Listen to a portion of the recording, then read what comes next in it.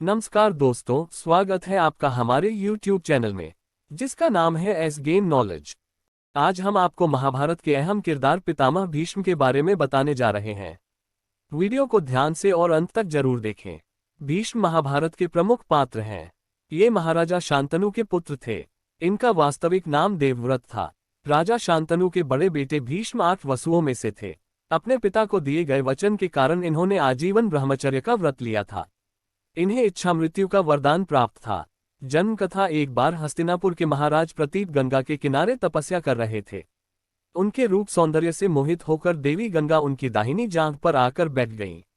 महाराज यह देखकर आश्चर्य में पड़ गए। तब गंगा ने कहा, हे राजन, मैं जहनु ऋषि की पुत्री गंगा हूं और आपसे विवाह करने की अभिलाषा लेकर आपके पास आई हूं। इस पर महाराज प्रतीप बोले, गंगे, तुम मेरी दाहिनी जांघ पर बैठी हो। पत्नी को तो वामांगी होना चाहिए। दाहिनी जांघ तो पुत्र का प्रतीक है, अतः मैं तुम्हें अपने पुत्र वधू के रूप में स्वीकार करता हूं। यह सुनकर गंगा वहां से चली गईं। अब महाराज प्रतीप ने पुत्र प्राप्ति के लिए घोर तप करना आरंभ कर दिया। उनके तप के फलस्वरूप उन्हें पुत्र की प्राप्ति हुई, जिसका नाम उन्होंने शांतनु रखा। शांतनु के युवा होने पर उसे गंगा के साथ विवाह करने का आदेश दे महाराज प्रतीप स्वर्ग चले गए। देवव्रत का जन्म पिता के आदेश का पालन करने के लिए शांतनु ने गंगा के पास जाकर उनसे विवाह करने के लिए निवेदन किया। गंगा बोली, राजन, मैं आपके साथ विवाह तो कर सकती हूँ, किंतु आपको वचन देना होगा कि आप मेरे किसी भी कार्य में हस्तक्षेप नहीं करेंगे। शांतनु ने गंगा के कहे अनुसार वचन देकर उनसे विवाह कर लिया। गंगा के गर्भ से महाराज शांतनु के 8 पुत्र हुए, जिनमें से 7 को गंगा ने गंगा नदी में ले जाकर बहा दिया और अपने दिए हुए वचन में बंधे होने के कारण महाराज शांतनु कुछ बोल न सके। जब गंगा का 8वां पुत्र हुआ और वह उसे भी नदी में बहाने के लिए ले जाने लगी, तो राजा शांतनु से रहा न गया और वे बोले, गंगे, तुमने मेरे 7 पुत्रों को नदी में बहा दिया, किंतु अपनी प्रतिज्ञा के अनुसार मैंने कुछ न कहा। अब तुम मेरे इस 8वें पुत्र को भी बहाने जा रही हो। मैं तुमसे प्रार्थना करता हूं कि कृपा करके इसे नदी में मत बहाओ। यह सुनकर गंगा ने कहा, राजन, आपने अपनी प्रतिज्ञा भंग कर दी है, इसलिए अब मैं आपके पास नहीं रह सकती। इतना कहकर गंगा अपने पुत्र के साथ अंतर्धान हो गई। तत्पश्चात महाराज शांतनु ने 36 वर्ष ब्रह्मचर्य व्रत धारण करके व्यतीत कर दिए। फिर एक दिन उन्होंने गंगा के किनारे जाकर गंगा से कहा, गंगे, आज मेरी इच्छा उस बालक को देखने की हो रही है जिसे तुम अपने साथ ले गई थी। गंगा एक सुंदर स्त्री के रूप में उस बालक के साथ प्रकट हो गई और बोली, राजन, यह आपका पुत्र है तथा इसका नाम देवव्रत है। इसे ग्रहण करो। यह पराक्रमी होने के साथ विद्वान भी होगा। अस्त्र विद्या में यह परशुराम के समान होगा। महाराज शांतनु अपने पुत्र देवव्रत को पाकर अत्यंत प्रसन्न हुए और उसे अपने साथ हस्तिनापुर लाकर युवराज घोषित कर दिया। भीष्म 8वें वसु एक बार अपनी गृहिणी के कहने से द्यू नामक वसु ने वशिष्ठ ऋषि की कामधेनु का हरण कर लिया। इससे वशिष्ठ ऋषि ने द्यू से कहा कि ऐसा काम तो मनुष्य किया करते हैं, इसलिए तुम मनुष्य हो जाओ। अंत में 8 वसुओं ने वशिष्ठ जी की प्रार्थना की तो उन्होंने यह सहूलियत कर दी कि अन्य वसु तो वर्ष का अंत होने पर मेरे शाप से छुटकारा पा जाएंगे, किंतु द्यू को अपनी करनी का फल भोगने के लिए एक जन्म तक मनुष्य लोक में रहना पड़ेगा। यह सुनकर वसुओं ने गंगाजी के पास जाकर उन्हें वशिष्ठ जी के शाप का ब्यौरा सुनाया और यह प्रार्थना की कि आप मृत्युलोक में अवतार लेकर हमें गर्भ में धारण करें और जो ही हम जन्म लें हमें पानी में डुबो दें। गंगाजी ने स्वीकार कर लिया। वे युक्ति से शांतनु राजा की पत्नी बन गईं। शांतनु ने जन्म से पहले गंगा के गर्भ से जो 7 पुत्र पैदा हुए थे, उन्हें उत्पन्न होते ही गंगाजी ने पानी में डुबो दिया था। पत्नी के इस व्यवहार को शांतनु राजा अच्छा नहीं समझते थे, किंतु वे कुछ रोक टोक नहीं कर सकते थे। कारण यह था कि गंगाजी ने उनसे ऐसे कामों में बाधा न देने का वचन आरंभ में ही ले लिया था। अंत में 8वीं संतान उत्पन्न होने पर जब गंगाजी ने उसे भी डुबाना चाहा, तब राजा ने उनको ऐसी निष्ठुरता करने से रोका। गंगाजी ने राजा की बात मानकर वसुओं को वशिष्ठ के शाप का सब हाल कह सुनाया। फिर वे राजा को वह तुरंत का उपजा हुआ बालक सौंपकर अंतर्धान हो गईं। यही बालक द्यू नामक वसु था, जो आगे भीष्म नाम से प्रसिद्ध हुआ। शांतनु ने इसका नाम देवव्रत रखा था। भीष्म प्रतिज्ञा: एक दिन महाराज शांतनु यमुना के तट पर घूम रहे थे कि उन्हें नदी में नाव चलाते हुए एक सुंदर कन्या दृष्टिगत हुई। उसके अंग से सुगंध निकल रही थी। महाराज ने उस कन्या से पूछा, हे देवी, तुम कौन हो? कन्या ने बताया, महाराज, मेरा नाम सत्यवती है और मैं निषाद कन्या हूँ। महाराज उसके रूप यौवन पर रीझ कर तत्काल उसके पिता के पास पहुंचे और सत्यवती के साथ अपने विवाह का प्रस्ताव किया। इस पर धीनवर निषाद बोला, राजन, मुझे अपनी कन्या का आपके साथ विवाह करने में कोई आपत्ति नहीं है, परंतु आपको मेरी कन्या के गर्भ से उत्पन्न पुत्र को ही अपने राज्य का उत्तराधिकारी बनाना होगा। निषाद के इन वचनों को सुनकर महाराज शांतनु चुपचाप हस्तिनापुर लौट आए। सत्यवती के वियोग में महाराज शांतनु व्याकुल रहने लगे। उनका शरीर दुर्बल होने लगा। महाराज की इस दशा को देखकर देवव्रत को बड़ी चिंता हुई। जब उन्हें मंत्रियों के द्वारा पिता की इस प्रकार की दशा होने का कारण ज्ञात हुआ तो वे तत्काल समस्त मंत्रियों के साथ निषाद के घर जा पहुंचे और उन्होंने निषाद से कहा, हे निषाद, आप सहर्ष अपनी पुत्री सत्यवती का विवाह मेरे पिता शांतनु के साथ कर दें। मैं आपको वचन देता हूं कि आपकी पुत्री के गर्भ से जो बालक जन्म लेगा वही राज्य का उत्तराधिकारी होगा। कालांतर में मेरी कोई संतान आपकी पुत्री के संतान का अधिकार छीन न पाए, इस कारण से मैं प्रतिज्ञा करता हूं कि मैं आजन्म अविवाहित रहूंगा। उनकी इस प्रतिज्ञा को सुनकर निषाद ने हाथ जोड़कर कहा, हे देवव्रत, आपकी यह प्रतिज्ञा अभूतपूर्व है। इतना कहकर निषाद ने तत्काल अपनी पुत्री सत्यवती को देवव्रत तथा उनके मंत्रियों के साथ हस्तिनापुर भेज दिया। देवव्रत ने अपनी माता सत्यवती को लाकर अपने पिता शांतनु को सौंप दिया। पिता ने प्रसन्न होकर पुत्र से कहा, वत्स, तूने पितृभक्ति के वशीभूत होकर ऐसी प्रतिज्ञा की है जो न आज तक किसी ने की है और न भविष्य में करेगा। मैं तुझे वरदान देता हूं कि तेरी मृत्यु तेरी इच्छा से ही होगी। तेरी इस प्रकार की प्रतिज्ञा करने के कारण तू भीष्म कहलाएगा और तेरी प्रतिज्ञा भीष्म प्रतिज्ञा के नाम से सदैव प्रख्यात रहेगी। परशुराम से युद्ध। सत्यवती के गर्भ से महाराज शांतनु को चित्रांगद और विचित्रवीर्य नाम के 2 पुत्र हुए। शांतनु की मृत्यु के बाद चित्रांगद राजा बनाए गए, किंतु गंधर्वों के साथ युद्ध में उनकी मृत्यु हो गई। विचित्रवीर्य अभी बालक थे। उन्हें सिंहासन पर आसीन करके भीष्म जी राज्य का कार्य देखने लगे। विचित्रवीर्य के युवा होने पर उनके विवाह के लिए काशीराज की 3 कन्याओं का बलपूर्वक हरण करके भीष्म जी ने संसार को अपने अस्त्र कौशल का प्रथम परिचय दिया। बड़ी राजकुमारी अंबा शाल्वराज पर अनुरक्त होने से छोड़ दी गई। अन्य दोनों अंबालिका और अंबिका का विवाह विचित्रवीर्य के साथ कर दिया गया। अभी इसके कोई संतान नहीं हुई थी कि यह चल बसा। गद्दी फिर खाली हो गई। काशी नरेश की बड़ी कन्या अंबा शाल्व से प्रेम करती थी, अतः भीष्म ने उसे वापस भेज दिया, किंतु शाल्व ने उसे स्वीकार नहीं किया। अंबा ने अपनी दुर्दशा का कारण भीष्म को समझकर उनकी शिकायत परशुराम जी से की। परशुराम जी ने भीष्म से कहा कि तुमने अंबा का बलपूर्वक अपहरण किया है, अतः तुम्हें इससे विवाह करना होगा, अन्यथा मुझसे युद्ध के लिए तैयार हो जाओ। परशुराम जी से भीष्म का 21 दिनों तक भयानक युद्ध हुआ। अंत में ऋषियों के कहने पर लोक कल्याण के लिए परशुराम जी को ही युद्ध विराम करना पड़ा। भीष्म अपने प्रण पर अटल रहे। सत्यवती का अनुरोध। अब सत्यवती ने भीष्म से बार बार अनुरोध किया कि पिता के वंश की रक्षा करने के लिए तुम विवाह करके राजपाट संभालो, परंतु भीष्म टस से मज नहीं हुए। अंत में सत्यवती ने भीष्म की अनुमति लेकर वेदव्यास के द्वारा अंबिका और अंबालिका के गर्भ से यथाक्रम धृतराष्ट्र और पांडु नाम के पुत्रों को उत्पन्न कराया।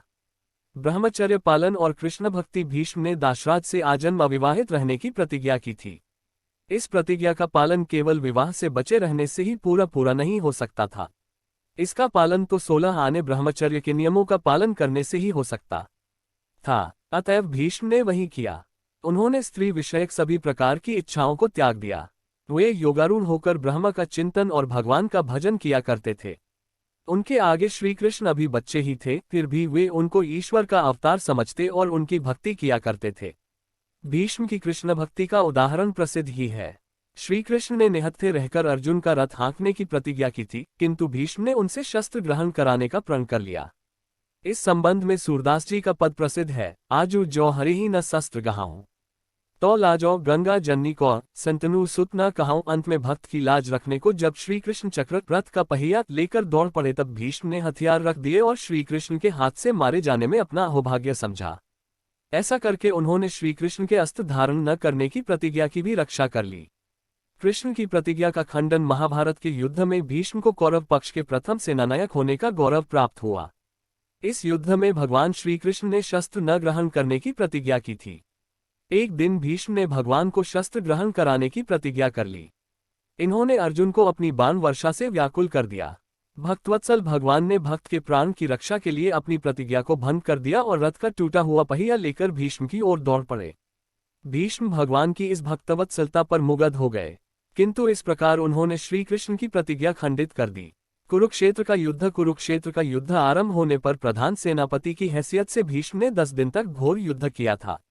इसमें उन्होंने पांडवों के बहुतेरे सेनापतियों और सैनिकों को मार गिराया था।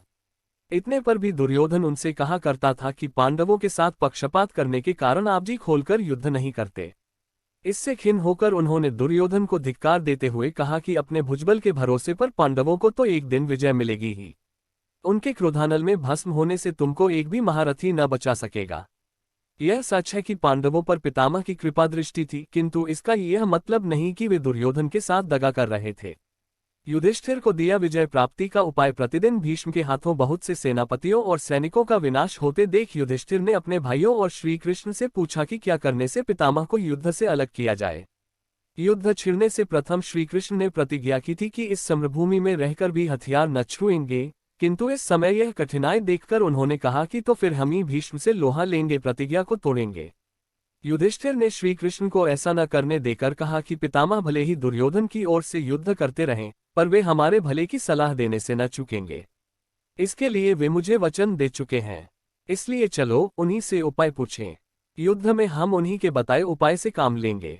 अब पांडव लोग श्री कृष्ण को साथ लेकर पितामह के पास पहुंचे और प्रणाम करके बोले कि आपसे अब तक जिस दृढ़ता से युद्ध किया है वैसा ही आप करते रहेंगे तो हम लोग विजयी नहीं हो सकते।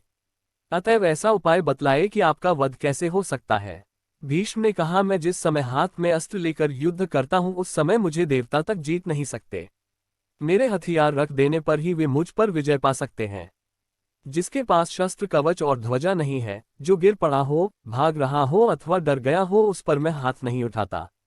इसके सिवा स्त्री जाति, स्त्री सदृश नामधारी, अंगहीन, एकमात्र पुत्र के पिता तथा शरणागत व्यक्ति के साथ भी मैं युद्ध नहीं करता।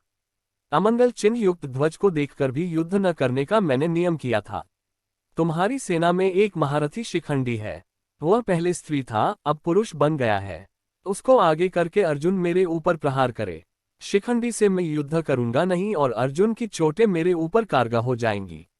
बस विजय प्राप्ति का यही उपाय है। शिखंडी और भीष्म अगले दिन से श्री कृष्ण ने इसी उपाय का प्रयोग कराया। अर्जुन के ऊपर भीष्म इस डर से प्रहार नहीं करते थे कि कहीं शिखंडी पर वार न हो जाए, और उधर शिखंडी तथा अर्जुन दोनों ही कसकर चोटें कर रहे थे। इन लोगों की मार से भीष्म की देह में ऐसा 2 अंगुल स्थान भी नहीं बचा जहां घाव न हो। बेहतर घायल हो जाने पर भीष्म 10वें दिन डूबने से कुछ पहले पूर्व की ओर मस्तक करके शरशय्यागत हो गए। इस युद्ध में उन्होंने अवश्य ही शिखंडी पर शस्त्र नहीं चलाया, किंतु कौरवों के अन्यान्य महारथियों ने उनकी रक्षा करने के यत्न में कुछ कसर नहीं की थी। भीष्म का पतन होने पर स्वर्ग और मर्त्यलोक में हाहाकार होने लगा। भीष्म का पूरा शरीर तो बाणों पर रखा हुआ था, केवल मस्तक कोई सहारा न रहने से नीचे की ओर लटक रहा था। इस समय सूर्य को दक्षिणायन में देखकर भीष्म ने उचित अवसर की प्रतीक्षा में प्राणों को रोक लिया।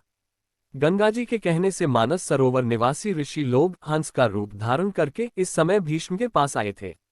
उनको पितामह ने यही उत्तर दिया था कि सूर्य जब तक दक्षिणायन में रहेंगे तब तक मैं शरीर नहीं छोड़ूंगा, उत्तरायण आने पर ही मैं अपने प्राचीन पद को प्राप्त करूंगा। पिता से मुझे स्वेच्छा मृत्यु का वरदान मिला है, उसी के प्रभाव से मुझे मृत्यु पर अधिकार मिला हुआ है। मैं जब तक इच्छा न करूंगा मरने का नहीं। शरशय्या पर पड़े हुए भीष्म पितामह योग का अवलंबन करके जप करने लगे।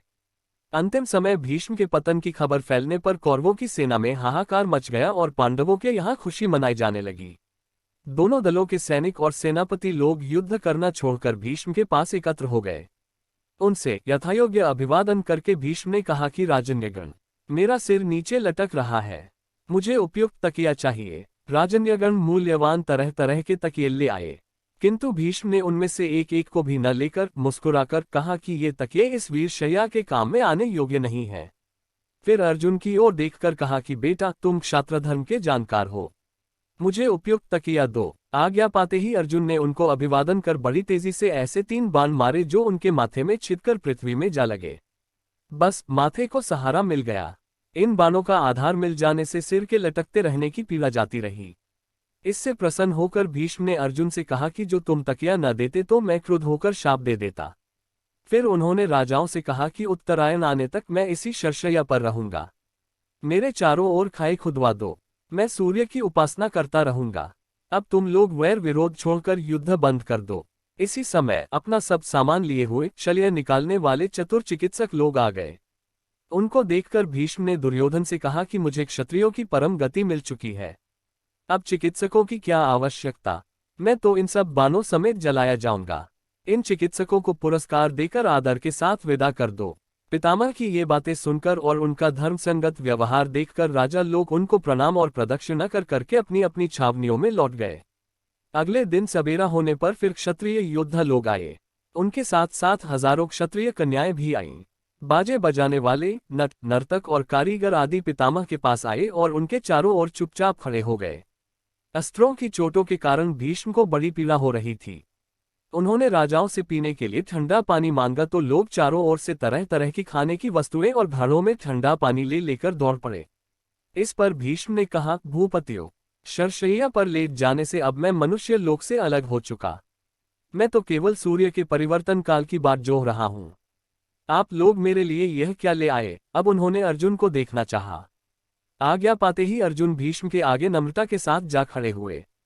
भीष्म ने उनसे कहा कि तुम्हारे बाणों से छिदा हुआ मेरा शरीर मानो जला जा रहा है। मर्मस्थानों में पीड़ा हो रही है। मुंह सूख रहा है। मैं बहुत व्याकुल हो रहा हूं। तुम समर्थ हो, मुझे पानी पिलाओ। अर्जुन ने चटपट रथ पर सवार होकर गांडीव के ऊपर प्रत्यंचा चढ़ाई। फिर भीष्म की प्रदक्षिणा करके विधिपूर्वक पर्जन्यास्त्र का प्रयोग किया और भीष्म की दाहिनी ओर पृथ्वी में बाण मारा। बात की बात में वहां से अमृत तुल्य सुगंधित बढ़िया जल की धारा निकलने लगी। उस पानी को पीकर भीष्म तृप्त हो गए। उन्होंने अर्जुन की बहुत प्रशंसा की और दुर्योधन को बार बार समझाया कि हमारी यह गति देखकर संभल जाओ। युद्ध बंद करके वंश की रक्षा कर लो। अगले दिन पितामह के पास कर्ण गया। उसे भी भीष्म ने युद्ध रोकवा देने की सलाह दी। उसके अस्वीकार करने पर उन्होंने कहा कि यदि तुम वैर विरोध छोड़ना नहीं चाहते तो सदाचार परायण होकर अपने उत्साह और शक्ति के अनुसार दुर्योधन का काम संभालो और धर्मयुद्ध करके क्षत्रियों के लोकों को प्राप्त करो। संधि कराने की चेष्टा करने में मैंने कुछ उठा नहीं रखा, किंतु मुझे सफलता नहीं मिली। पितामह से विवाद हो जाने के कारण उनके सेनापतित्व में कर्ण ने यद्यपि एक चींटी को भी नहीं मारा था, फिर भी उन्हें धराशायी देखकर वह विकल हो गया। आश्चर्य नहीं कि उसे झगड़ा कर लेने के लिए पछतावा भी हुआ हो। उसने बार बार पितामह की शूरता की सराहना की। सच है, वीर का आदर वीर के सिवा और कौन कर सकता है। उसने स्वीकार किया कि आपके बिना हम सबकी शोचनीय दशा हो गई है। अब वह अस्त्र शस्त्रों से सज्जित होकर युद्ध करने को तैयार हुआ। कुरुक्षेत्र के संग्राम में विजयी होने के पश्चात युधिष्ठिर को इस बात का बड़ा पश्चाताप हुआ कि उन्हीं के कारण उनके सगे संबंधियों और पुत्रों के प्राण गए। इससे उदास हो उन्होंने जीते हुए राज्य को छोड़ छाड़कर सन्यासी होने का विचार कर लिया। पांडवों समेत श्रीकृष्ण ने और देवव्यास प्रभृति हितैषियों ने उन्हें तरह तरह से समझाया। फिर उन्होंने पितामह के पास उपदेश पाने के लिए इन्हें भेजा। भीष्म यद्यपि शरशैया पर पड़े हुए थे, फिर भी उन्होंने श्रीकृष्ण के कहने से युधिष्ठिर का शोक दूर करने के लिए राजधर्म, मोक्षधर्म और आपद धर्म आदि का मूल्यवान उपदेश बड़े विस्तार के साथ दिया। इस उपदेश को सुनने से युधिष्ठिर के मन से ग्लानि दूर हो गई। सूर्य के उत्तरायण होने पर युधिष्ठिर आदि सगे संबंधी, पुरोहित और अन्यान्य लोग भीष्म के पास पहुंचे। उन सबसे पितामह ने कहा कि इस शरशैया पर मुझे 58 दिन हो गए। मेरे भाग्य से माघ महीने का शुक्ल पक्ष आ गया। अब मैं शरीर त्यागना चाहता हूं। इसके पश्चात उन्होंने सब लोगों से प्रेमपूर्वक विदा मांगकर शरीर छोड़ने के लिए योग क्रिया आरंभ कर दी। प्राणवायु को रोककर वे उसे जिस जिस अंग के ऊपर चढ़ाते जाते और घाव भर जाते थे। थोड़ी ही देर में उनके शरीर के सब घाव भर गए और प्राणवायु ब्रह्मरंध्र को फोड़कर निकल गया। शरीर का त्याग 18 दिनों के युद्ध में 10 दिनों तक अकेले घमासान युद्ध करके भीष्म ने पांडव पक्ष को व्याकुल कर दिया और अंत में शिखंडी के माध्यम से अपनी मृत्यु का उपाय स्वयं बताकर महाभारत के इस अद्भुत योद्धा ने शरशैया पर शयन किया। शास्त्र और शस्त्र के इस सूर्य को अस्त होते हुए देखकर भगवान श्रीकृष्ण ने इनके माध्यम से युधिष्ठिर को धर्म के समस्त अंगों का उपदेश दिलवाया। युधिष्ठिर तथा शेष पांडवों ने भी शैया पर पड़े हुए पितामह भीष्म के चरण स्पर्श किए। भीष्म ने युधिष्ठिर को तरह तरह के उपदेश दिए। अगले दिन जब सूर्य उत्तरायण हो गया, उचित समय जानकर युधिष्ठिर सभी भाइयों धृतराष्ट्र, गांधारी एवं कुंती को साथ लेकर भीष्म के पास पहुंचे। भीष्म ने सबको उपदेश दिया तथा 58 दिन तक शरशैया पर पड़े रहने के बाद महाप्रयाण किया। सूर्य के उत्तरायण होने पर पीतांबरधारी श्रीकृष्ण की छवि को अपनी आंखों में बसाकर महात्मा भीष्म ने अपने नश्वर शरीर का त्याग किया था। सभी लोग भीष्म को याद कर रोने लगे। युधिष्ठिर तथा पांडवों ने पितामह के शर्विद्ध शव को चंदन की चिता पर रखा तथा दाह संस्कार किया। ऐतिहासिक तथ्य और संदर्भ श्रीयुत वैद्य महाशय ने हिसाब लगाकर बतलाया है कि कुरुक्षेत्र वाले युद्ध में भीष्म 150 वर्ष के थे। फिर भी वे युवकों की भांति फुर्ती से युद्ध करते थे। इसमें कुछ अचंभा नहीं है। बुड्ढे हिंडेनबर्ग आदि ने भी तो यही कर दिखाया है। सन ईस्वी से लगभग 300 वर्ष पहले सिकंदर ने भारतवर्ष पर आक्रमण किया था। उस समय के यूनानियों को भारत में 200 वर्ष की आयु वाले लोग मिले थे। फिर महाभारत युद्ध के समय भीष्म जैसे बड़ी उम्र वाले लोगों के युद्ध करने में अचंभा ही क्या रह जाता है।